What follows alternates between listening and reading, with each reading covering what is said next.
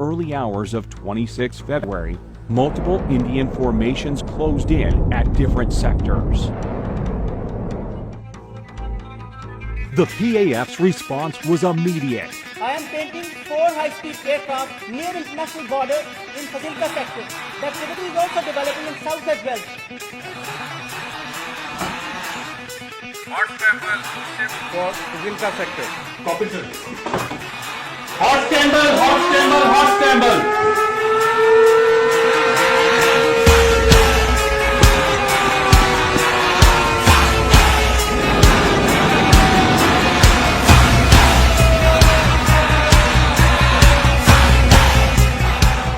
I'm also painting high-speed activity in the north. Divert cap or line of control. With PAF fighters closing in, 6 Indian Mirages turned back. Once they met with Pakistani CAPS patrol, they could not have the courage to actually carry out what they thought they were actually going to carry out. While formation of 6 Mirage 2000s released their glide bombs near line of control, committing airspace violation of around 2 to 3 kilometers as they turned back. Pakistan's airspace. Meeting an immediate response from the Pakistani Air Force, Indian jets released their payload inside Pakistani territory and retreated. The same morning, Pakistan's Prime Minister called a national security meeting to assess the damage. Prime Minister Khan was left with no other option but to give the green signal to his Joint Military Command to respond to India's uncalled aggression. The very next day, at about 0900 hours, loaded with deadly array of state-of-the-art weaponry, a strike package comprising of total 18 Pakistani Air Force planes rolled down the runway for a top-secret mission. The senior who briefed us, the opening sentence was, "Gentlemen, you are the luckiest guys." The strike package comprised of Mirages for ground strike, along with Pakistan's indigenously built JF-17 Thunders, with the top cover of AWACS and electronic warfare aircraft, as well as fighter suite. In just under 32 hours, a mission was underway that would demonstrate Pakistan's will and resolve, with clear message that violating airspace of nuclear-armed country is an act of war.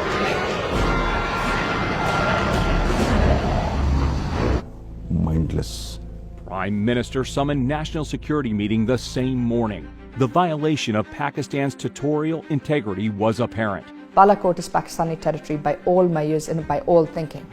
The response will come at the point and time of our choosing. There was consensus that the response had to be as measured and controlled as possible.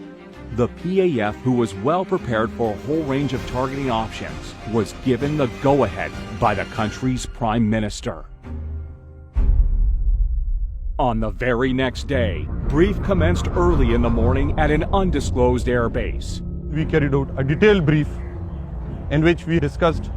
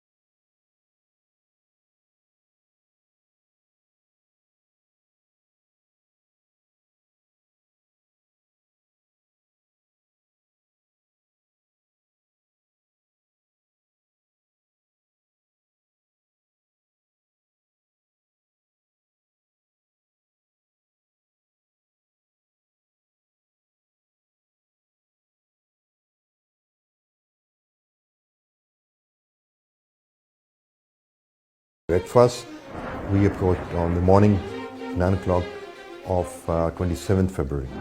And the attack came in the shape of 2 Mirage 5 PAs armed with 2 H4 standoff weapons, backed up by JF-17s with 1,000-pound range extension kits.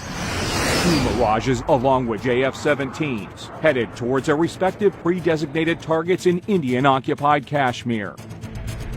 Pakistan should be on notice कि all options are on the table. All options are on the table. The targets which were selected, some of them at brigade level, some of them at different depots, indicated that we understand what is a standoff capability. They went off, the H4s were fired. And now I started to concentrate on my target, luring the weapon to the target.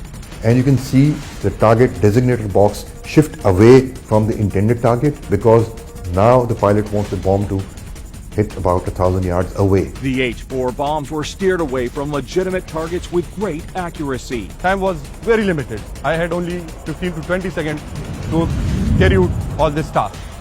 On that, I immediately unlocked the weapon and took it towards the right side to unpopulated area, and the weapon impacted the point which I have selected. The H4 bomb is about 2,600 pounds in weight. So the TNT, the explosive, is immense. The plans were that the H4s would not kill anyone, and they didn't. They went off target deliberately, as did the weapons from the JF-17s. The aim was not to go for a collateral damage, so we engaged that target slightly offset to show them that we can engage any target at our own time of choosing and at our own will. We engaged simultaneously 6 targets without crossing. We deliberately dropped them away from the actual targets to give them a message that we don't want to escalate the tensions, but if you challenge the sovereignty of Pakistan, we are going to hit you and hit you really hard, right onto the exact targets. Strike was not just a strike. It meant that you had so much confidence in your offensive team that you knew that they will hit the targets, carry the precision, send the message across, will overwhelm Indian defenses, overwhelm Indian radar capability, and at the same time be prepared for a counter response from India. PAF's ground strike had, meanwhile, rung alarms on the Indian air defense radars, and patrolling Indian fighters were directed to intercept them. My job was to protect and provide coverage to the striker aircraft, whose job was to go and deliver the weapon in the enemy territory. Formation from PAF's fighter sweep was vectored towards 2 approaching IAF fighters. There were actually 2 Su-30s in this sector, and as we say in our profession, they were grinding 1+1 at certain altitude. Working at the rear of the PAF strike package were PAF's early warning and electronic warfare aircraft. You've got to understand that the communications between all the Indian Air Force aircraft would have been jammed. It must have been pretty difficult out there, up in the air, not knowing what was going on. There was confusion all around in the enemy's flanks. They were running here and there, they were hiding behind each other's tail. Picture copy, target all, confirm, clear to engage. The moment one of them, in state of confusion, came into a situation where he could have been a threat to the strikers, I engaged him. After sampling the target data and confirming valid firing parameters, squadron leader Hassan fired air-to-air missile. Camera 1, Fox 3 off the group. Su-30 is not an ordinary aircraft. It is a multi-role, almost a 5th generation platform. It is perhaps one of the best strike aircraft you can think of. Soon after the shootout, all hell broke loose in the Indian camp. This guy who's number 1 was actually shot by myself. He just turned back and ran away like anything.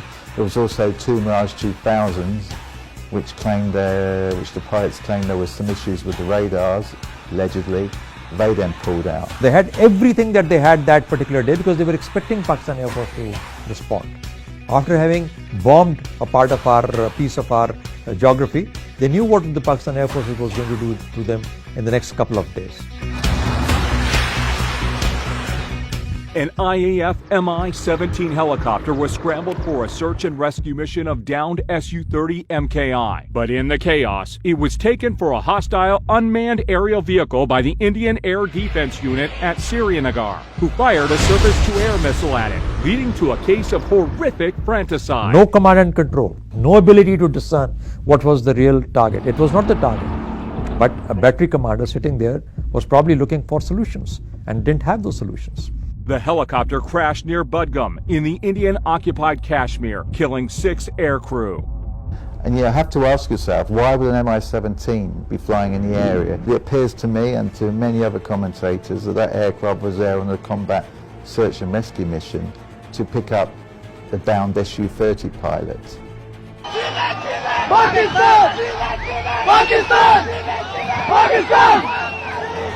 In the ongoing practice, the patrolling Indian formations dispersed. 5 MiG-21 Bisons of number 51 Squadron were scrambled successively from Srinagar. One of these Bisons was flown by a senior Indian pilot, Wing Commander Abinadan, who soon after takeoff was deprived of situational awareness by the PAF's EW aircraft in the air.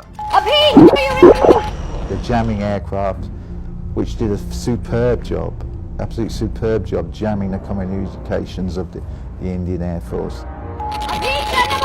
Primarily, he couldn't hear the instructions from the ground controller at all.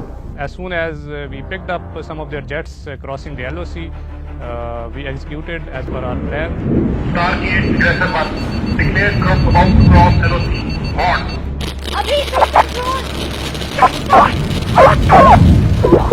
Hostile clear to engage. Aggressor 1, kill single contact, crossing LOC. Before he could even get his bearings, Abinadan's MiG-21 was hit by a missile launched by Wing Commander Noman Ali Khan. Aggressor 1 targeted. It was a planned execution of the kind of tactics we normally execute in our training. Copy kill, other one trailing by 10 miles, bugging out. They went blank. They were dark. It was dark for them. It was like a night. It was day, but it became a dark night for them. They didn't know what had hit them.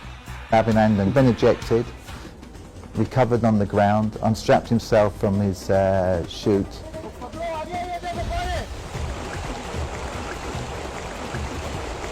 And some Burgess came across Melbourne.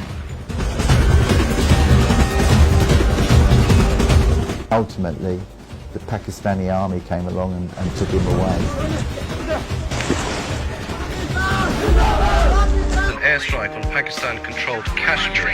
Indian officials say Pakistan has shot down 2 Indian Air Force planes. The Pakistani military shot down 2 Indian jets today after they crossed the disputed border in Pakistani military Kashmir. also says its warplanes carried out airstrikes inside India. A very capable operation, which opened the eyes up many in the West. The big story breaking this morning, an F-16 of the Pakistani Air Force shot down a Sukhoi 30 MKI, the latest of India's Air Force. Found on the news that the Pakistan Air Force shot down a MiG-21 Bison and an Su-30 MKI.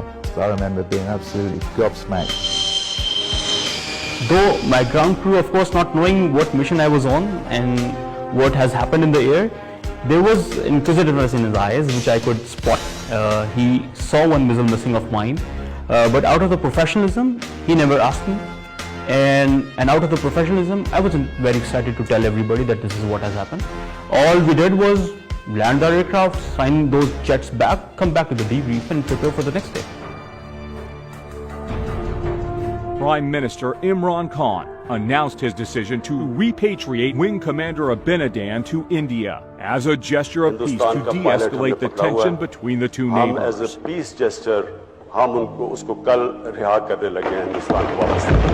It was an excellent gesture, very good. And how on earth could the Pakistani Air Force of bloody Indian Air Forces know so well?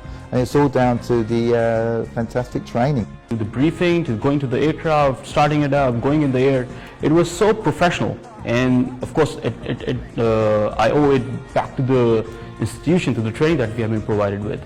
I've been to Pakistan Air Force many times, and I have to say the training is constant. I think 26th and 27th of February very clearly indicated that Pakistan is capable of not only handling an offensive operation inside Pakistani territory with Pakistani defensive measures, but is also capable of carrying out a counter-offensive at will, at discretion, and in broad. And if they will cross Pakistani territory, it will be taken as an act of war, and Pakistan will respond back. Modern combat is like an orchestra. Every piece must play its part at the right time. And when that happens, you get a symphony. So you got to make this symphony function and work together to produce the most beautiful music that you can see. 27th February was that day when an excellent, beautiful music was played by the Pakistan Air Force for the people of Pakistan.